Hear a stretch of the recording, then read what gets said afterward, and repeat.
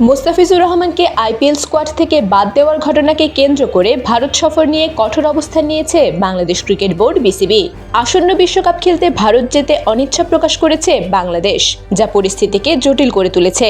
বাংলাদেশ দল ভারতে না গেলে বড় অঙ্কের আর্থিক ক্ষতির মুখে পড়তে পারে আয়োজকরা, এমন আশঙ্কায় বেকায়দায় পড়েছে বিসিসিআই।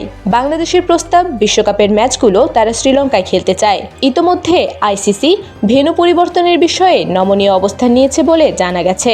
তবে ভারত শেষ চেষ্টা হিসেবে নিরাপত্তা ইস্যুতে নতুন প্রস্তাব দিয়েছে। মুস্তাফিজকে ব্যক্তিগতভাবে নিরাপত্তা দিতে না পারার প্রেক্ষাপটে এখন পুরো বাংলাদেশ দলকে রাষ্ট্রীয় পর্যায়ে নিরাপত্তা দেওয়ার আশ্বাস দেওয়া হচ্ছে, যা সাধারণত সরকার প্রধানদের জন্য বরাদ্দ থাকে। দৈনিক প্রথম আলোর খবরে বলা হয়েছে, আজই আইসিসির ভেন্যু পরিবর্তন নিয়ে বিসিবির বৈঠক হওয়ার কথা রয়েছে।